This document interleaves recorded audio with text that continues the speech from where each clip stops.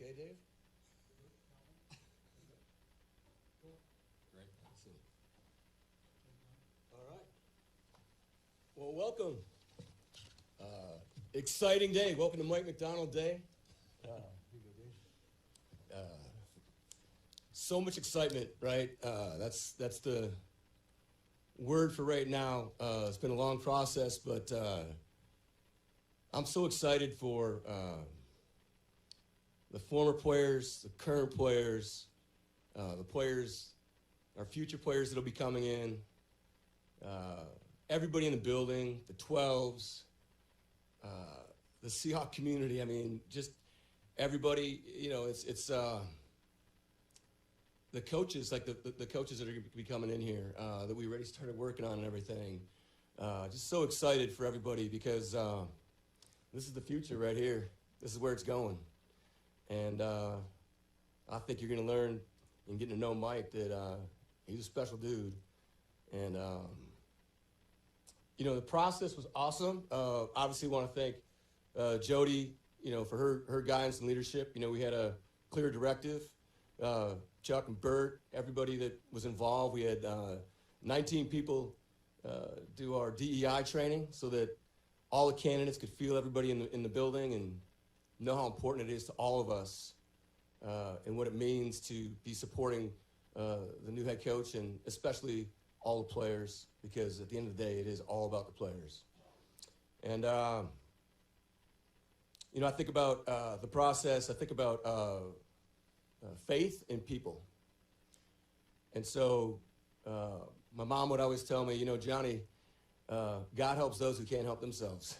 And what a cool deal, because, wow, I can't even remember now the days are running together, but Sunday before they played, I was at church, and, you know, people were probably looking at me like, wow, that guy's really, you know, been sinning a lot or something. That guy's praying his tail off right now.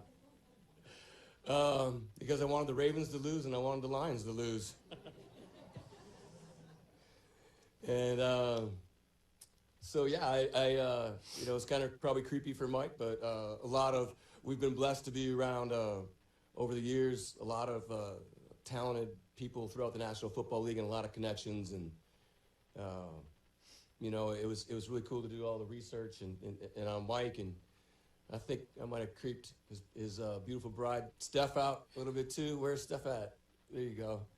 Thank you so much for this leap of faith. We've it's been quick, but it's awesome. But yeah, the people. It's just really special for all the people and involved. And at the end of the day, it comes down to people and relationships and trust. And for this, it happened quickly with Mike. With Mike, I would say that. You know, what I've learned from preparing for all this is that Mike is a learning networker, not a climbing networker, and there's a huge difference there. This has happened quickly for him, but when you sit down with him and you get to meet him, you understand why. The whys of, wow, he knows that guy, he knows that guy, he knows this guy. Like, I've been in the league for 30-some years, and we know a ton of the same people, and so that really stood out. And then through the process too, I listened to a podcast where a gentleman was saying, you know, it was a hiring thing, and they got into hiring, and you know, this and that. And it didn't matter what industry it was. It's all about who's changing the marketplace. Who's going to change the marketplace? And it just hit me like, okay, when we're interviewing all these people, who's going to change the marketplace? And the product is the product. He's done it. You've seen it. And that's why he was Assistant Coach of the Year. You know, I've had two really strong feelings leaving Pittsburgh several years ago. Like, we will never, ever look like that again. I think it might have been our first year or second year here. I can't remember. It was not cool. And leaving Baltimore this year. And that was not cool. But congratulations. So on behalf of Jody Allen, and you know, all the 12s and everybody that's near and dear to my heart in this building, I want to introduce Mike Macdonald as the new head coach of the Seattle Seahawks. So, congratulations.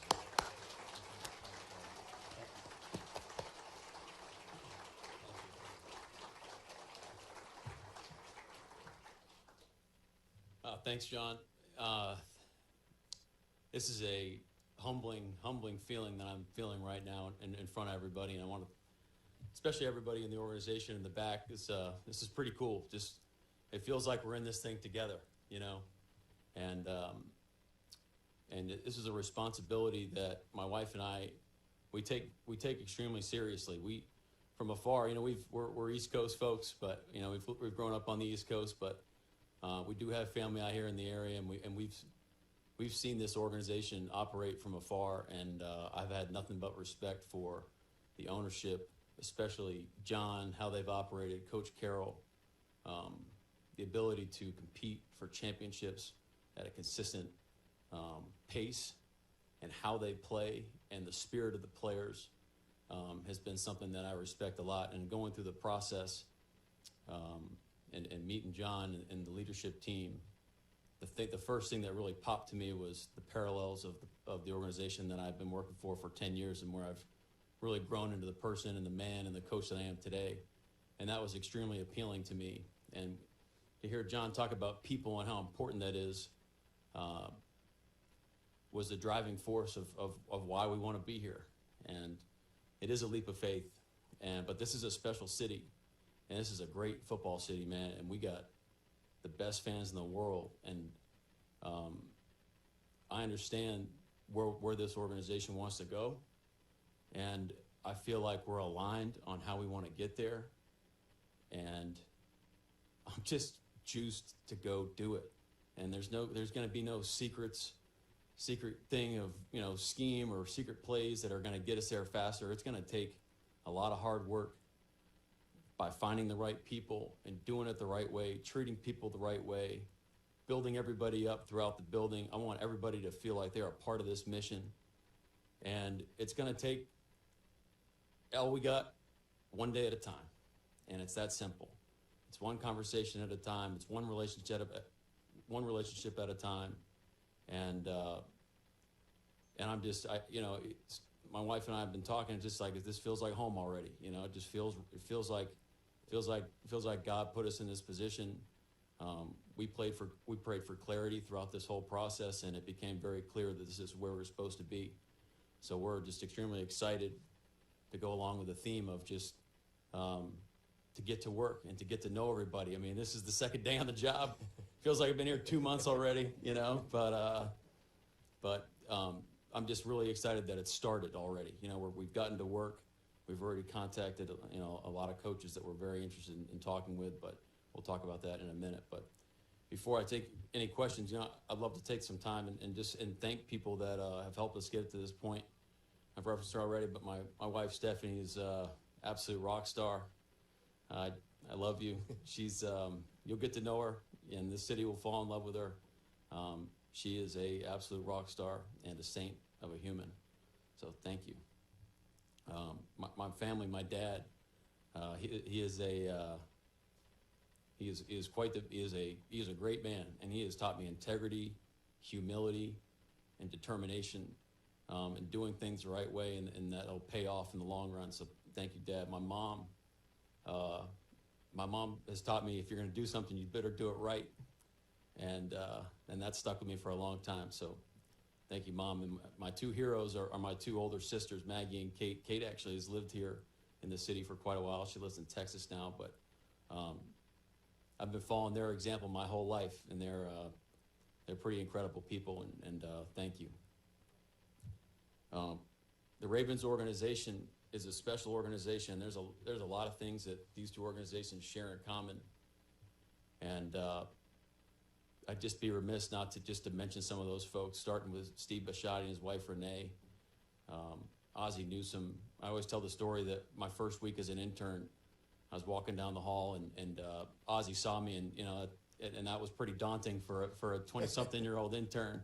And Ozzie knew my name, and he took investment into me and my experience, and that's something that'll carry to this organization. We want everybody to feel vital, and vital to the mission, and feel invested in. And so, Ozzie, thank you for who you are as a person, and really the mark that you've left on this league, and all the people in the Ravens organization. Eric DaCosta, first class. And really, all the people in the Ravens organization, it's hard to name everybody, but you guys know who you are, and I've been in contact with some of you, but those are relationships that we'll have for the rest of our lives. And there's some special people in that building, and that's a special community, very similar to here. So I look forward to building those relationships with everybody in our building now, and there'll be something that we'll be able to cherish, moving forward. And finally, not finally, but with the Ravens, the Harbaugh family, Jim, Coach Jack, Jackie, especially John and his wife Ingrid. Talk about taking a leap of faith and investing in a young buck like me back in the day, and having the guts to give me opportunities over time, and put his name on the line, and his investment in me, John Harbs. I really appreciate that, and obviously we talked about it, but our relationship's very, very, very special to me, and so thank you for your investment in my wife and I. And then, moving here to Seattle, Jody Allen, just want to thank her for trusting the process and empowering John to go through it, and having the patience, to trust the fact that they were interested in me. Thank you for hanging in there. Hopefully, I was wishing that we'd have to wait a couple more weeks, but it did happen fast. But you felt like it was a first-class operation, and her investment in this city and how much she cares about this team became very obvious to me, and that was very appealing.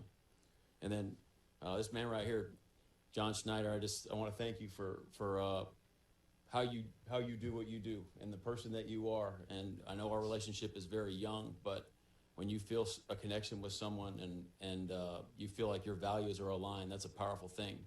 And so I think we're going to make an amazing team and amazing partnership, and I'm really excited to work with you for a long time. So thank you.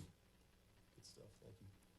And then and the players, both at the Ravens and here in Seattle.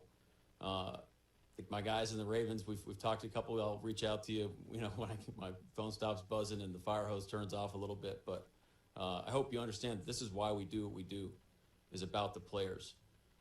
We're trying to build something special.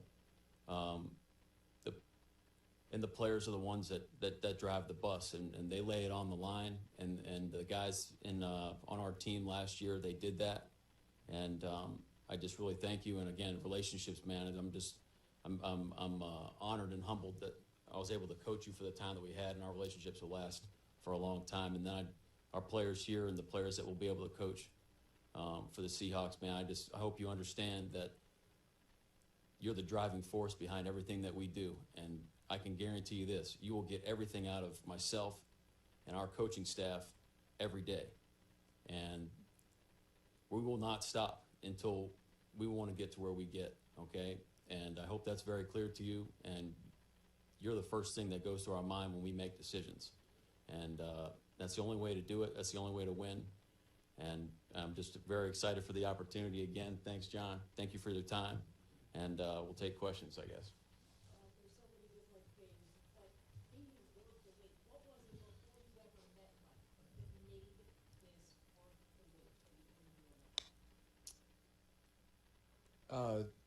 The product, really. Watching the film, feeling their defense that day, being there in that stadium, and then all the relationships. And thanks, Jen, because there's so many people that really opened their hearts, and they didn't have to share all the information with me that they did. And so to all you people, you guys know everybody, tons of people in this league, and cheerleaders. We found out a lot of stuff, and so we were doing our due diligence, and I would say that the background, and then we, in scouting we call it checking boxes, right? And then sitting down in person, we had a lot of great candidates.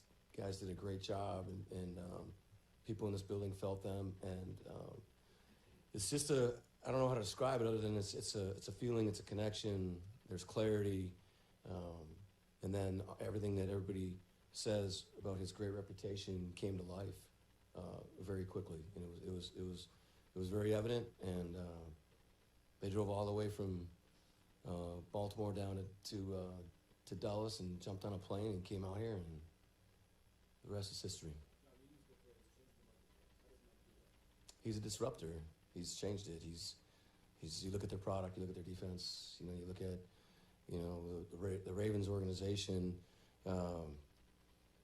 Ozzie and I, and now Eric as well, we always used to, joke with each other, like we have a spy in our draft room or something because they keep picking all the players we want to pick and vice versa. And Ozzie would send me a text or Eric would send me a text like, dang it, like dang, you took our guy or whatever. And we've always just joked about that. It's a great organization. And so when you're hiring somebody, I mean, you look at the background, that means a lot. So, you're talking about a great organization, like the Ravens and John Harbaugh, the Harbaughs, and Jim, and then Michigan. I mean, fantastic.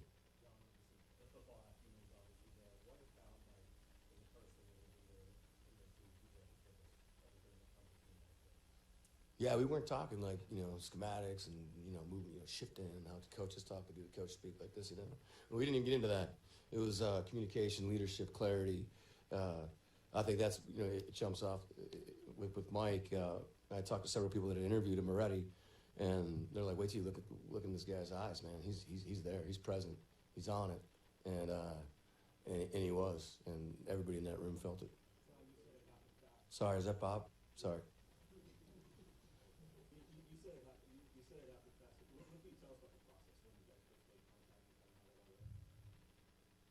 Well, Patrick Mahomes was doing his thing, and I apologize again. I've apologized to him several times. So to be able to, send in our slip, we went through our situation. I don't know.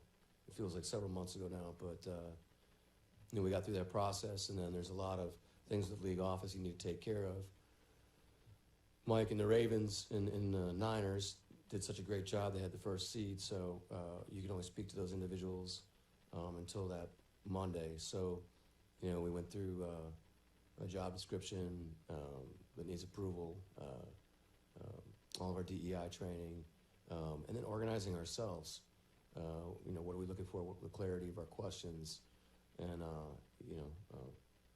how are we going to find the answers as quickly as we can? So we were unable to interview Mike on Monday. So, like I said, we're just really hoping that we'd be able to,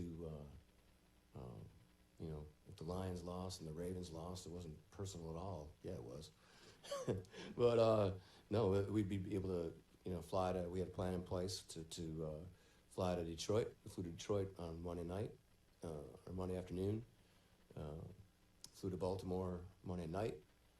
Had our interview with Mike at 9 o'clock on Tuesday morning, and he crushed it. And we flew back here, and it was on. Tracy and I picked Steph and Mike up at the airport and had a great evening. When, like Mo says, we chopped it up a little bit. Hung out for a while, and it was just natural, easy, clear.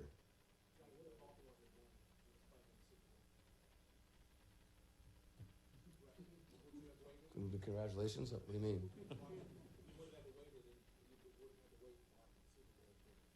Yeah, the reputation was really strong. So, I mean, I can't tell you 100%, but the reputation was so strong, we didn't have to get there.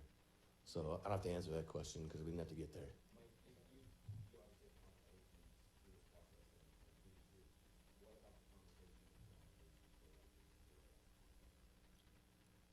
Well, like I said, there were opportunities to talk with teams before, and understanding there possibly was interest, but given the time frame and when that opportunity would come. But our mentality going in was just let's go with an open mind, and if there's a great opportunity with a great partnership that feels like it's the right thing, then that'd be something you're willing to pursue. And then we had some great conversations throughout the process. But like I said, when we started talking about vision and how we wanted to play and the direction that I felt like how I'd like to take the team and how that paralleled what they saw, it just became very clear that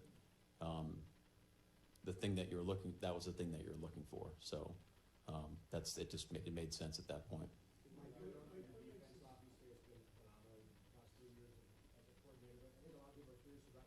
Offensive philosophy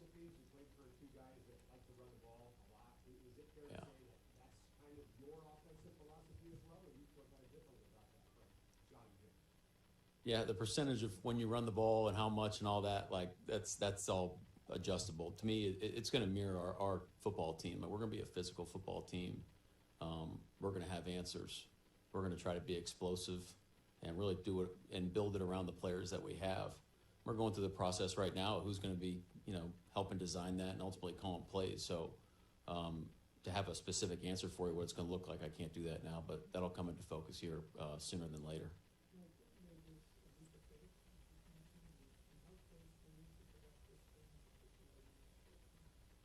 Well, I had a great job. We had a great job in Baltimore. I mean, a lot of, like I referenced earlier, there's a lot of great people there. I loved our players, and you're going to always have a chance to be successful. So we have a lot of family on the East Coast and things like that. So moving out west and moving away from those folks, it's a leap of faith. Thanks.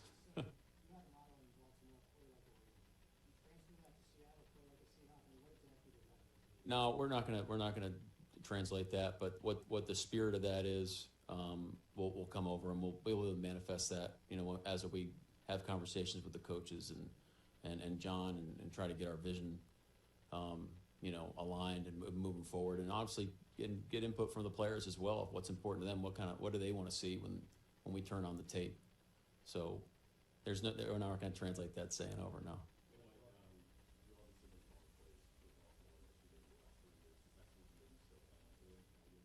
Yeah, right now the plan is I'll be calling the plays. Now, depending on who the defensive coordinator is and when that becomes that, ultimately I'm the head coach of the football team, so I want to coach the football team. And right now, the best way that we can win is, in my opinion, is for me to call the plays. And then when it becomes obvious that someone else is ready to go and we see it the same way, then we'll make that change.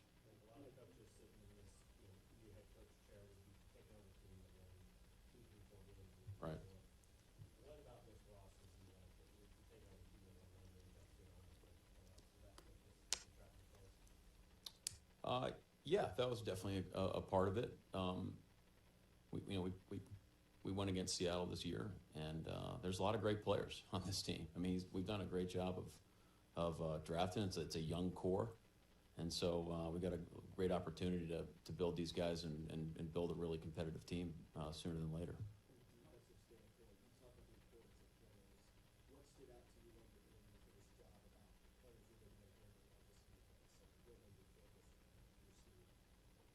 Well, there's a combination there. There's a couple, you were watching the defense on a lot of crossover tape throughout the season, so you realize that there's a lot of talent there, and there's obviously guys that have great reputations that are on the team as well. Don't know a lot of them personally, so I'm interested about who they are as people and kind of what drives them there. And then there's a lot of guys, like Spoon, guys that we did on that we evaluated throughout the draft, and guys we're really excited about, but obviously weren't able to be picked when we were picking in Baltimore.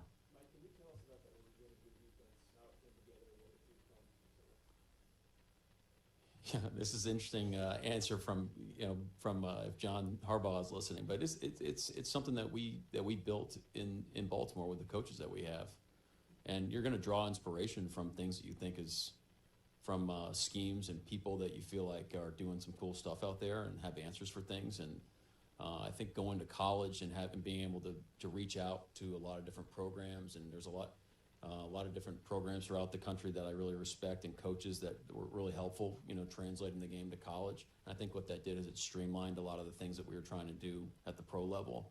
And so it's just a constant evolution of kind of the basics, the fundamentals that Rex Ryan and Jim Johnson have done, 20, 25 years ago. And then all the great coordinators that we've had in Baltimore that we've been able to evolve the scheme.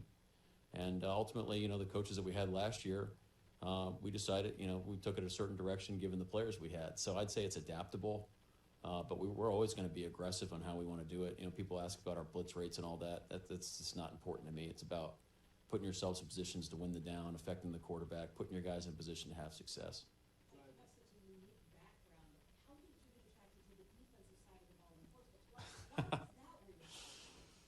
That's a great question. I don't know really the answer to that. I think, initially when I got the internship in Baltimore, they told me I was going to be on offense, and I showed up and they said I was going to be on defense. So that's probably the easiest question to answer.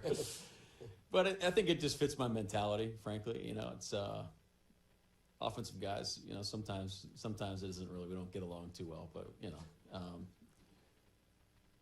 But yeah, I just started when I coached high school football at Cedar Shoals, and had an affinity for the linebacker position, and it went from there. John, you mentioned the Baltimore game and not wanting to feel that way again and coming off the field.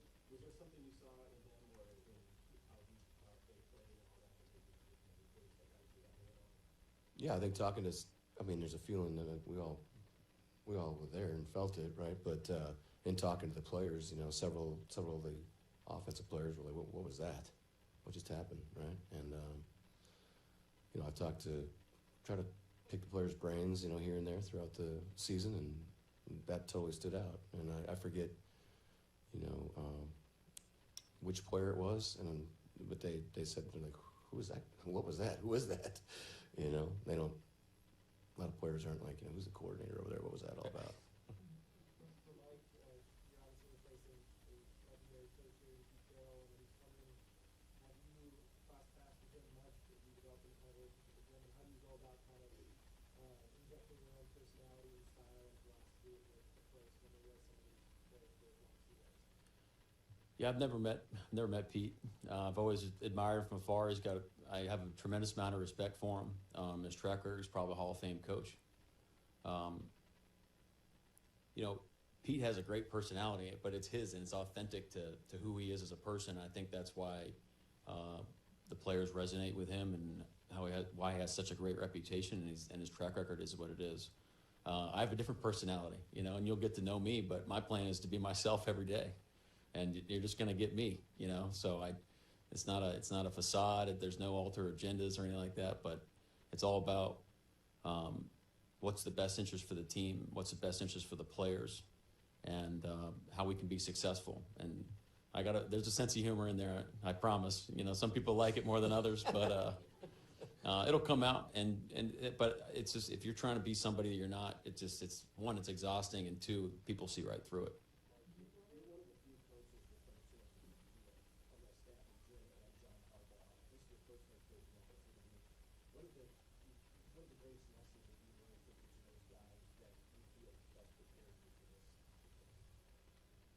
I'm glad you asked that question.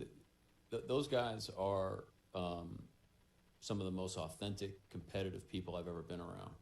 And the players know when it's real, and they love their players, and they have their players' backs, and they're willing to do whatever it takes, you know, to put them in a position to succeed. And sometimes it's tough love, but it's telling them the truth, being respectful. They go about it two completely different ways, but they end up in the same spot. Well, they're just incredibly courageous people. Have had just a great effect on me. Just, you know, they're older than me. They're 4 and 6 years older than I am, and anyone with older siblings, you're always looking up to them and how they do things. But talk about people that have taken leaps of faith throughout their careers and with their families and who they are as people, and it's just. It was just easy, you know. You're just chasing them, and I love them. They're pretty awesome.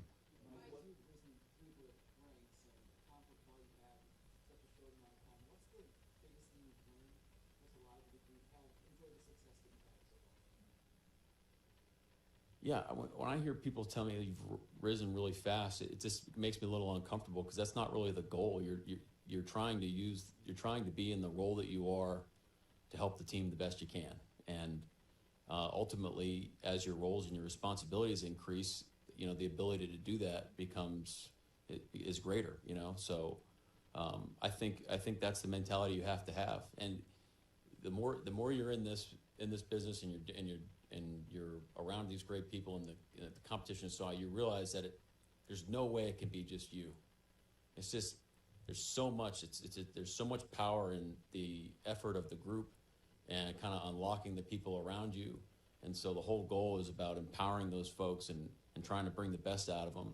And then ultimately, you know, as an organization, that's really where you go. That's how you go far, you know, is together.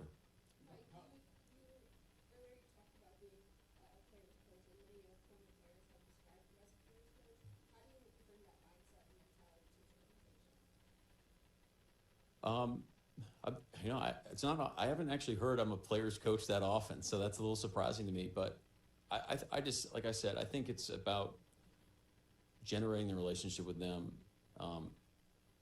constant communication, telling them the truth, telling them with love, and I think it's a consistency that you have to have, where again the players will know, so they'll know whether we're consistent or not in our approach. And whether we have their backs. Now, we're going to tell them the truth, and there's going to be a standard here about how we're going to play, but everybody's going to understand that from day one. And ultimately, I think where you have success is the players start to hold each other accountable as well, because they understand what the standard is as well. So, but I think if you're consistent and you're honest, I think they respect that. Mike, in 2020, Baltimore Ravens, go down to Michigan when you were back. Why and what did you learn from that experience to help you? Well, talk about where going through your career. I ultimately did want to be a defensive coordinator at some point, and it was a great opportunity to do that. For a coach and a person that I really respected in Jim, and how he ran his program, and it was the University of Michigan, and that's big time football, and they were hungry to win. And what I learned when I showed up is we had some awesome people in that building, some great players. I don't know if Mike Moe's here, but Mike was part of that, and they were hungry to win, and that was an awesome experience to bring people together, generate a common goal, and just go chase it every day, and that's what we're going to do here. What do you think makes describe your philosophy as flexible and adaptable? When did that become the most important thing to you, and why is that what you're doing? Well, the offense is out there too good just to run three things and just say, "Hey, we're going to beat you," So philosophically, again, I think we're all in this thing together, and the players need to know that we're trying to put them in advantageous positions. So we're constantly trying to give them little margins of advantages. And if you're not doing that, then what are you doing as a coach? Whether it's through technique or fundamentals or communication or scheme. So the system that we run is built on concepts that are adjustable, and we can layer it together. And we're not going to get there overnight. It's going to be a process, but we understand what that takes, and the cadence will vary, based on how fast the guys can pick it up and what they can do. So it's not going to. The spirit of how we play and the principles of how we play, what you've seen on the tape in Baltimore, will be the same, but I can't guarantee you the schematics will be the same here, because we're not sure what we're good at yet. Mike, obviously, the team that's approach that's your specialty, that's the quarterback-driven league. Yep. What are your thoughts on the state of the quarterback-driven Geno Smith being at the center here, and how that played into your decision to take this coach's job? Well, we've played against Geno. He's a really good player. Pretty sure he's at the Pro Bowl right now, but we're going to build around the quarterback. You got to. Just like we said on defense, we built the system around the players on defense. We're going to build it around the players on offense, and the most important player is the QB. So we'll see how the whole situation shakes out over time. But excited to get to meet those guys. Drew, I'm there. I talked to Geno briefly after our game and told him how much I respected him. Not anticipating to see him in 6 months or 3 months or however long it's been. But just really excited to meet the rest of the guys. Especially the QBs. And get to know them and kind of see what makes them tick, so we can start to build the system around them. Mike, in regards to your offensive coordinator, is it important to find somebody who has called plays in the NFL? Does that even matter on the list of things you want from IOC? It's not near the top of the list. We're looking for the right person to come in here and build this thing. So we want someone that's open-minded, that has a growth mindset, that can connect with their players, and build a system, that's unique to the Seattle Seahawks, that's going to live here for a long time, and he's going to be the one spearheading it. Mike, how close were you to taking that job at KPTV? Well, I initially signed the letter, and then didn't feel right when I did it, but I did sign it, and then when the story, but when Baltimore called, I called the recruiter and said, thanks, but no thanks. She goes, "You realize you can't work at KPMG anymore, right?" And I was like, "I think I'm okay with that." What was the question? Well, I mean, this is a funny story. We met everybody initially in the in the entryway yesterday. We literally walked upstairs and we went to work on staffing. So He hasn't even been on a tour yet. yeah, I couldn't tell you where the indoor is. So that's full disclosure. Locker room, I got no chance. Mike, what do you think is going to be the biggest challenge for you taking on head coaching responsibility? The added duties that come with that, taking this transition up the line. There's going to be a lot of challenges. I mean, we're going to have adversity, and what's the biggest one? I can't answer that, but I just know that if we're going to take the approach we have every day and attack it head on, then we'll be able to get through it. Thank you, everybody. Okay, thank you guys. Thanks Thank for coming you. out.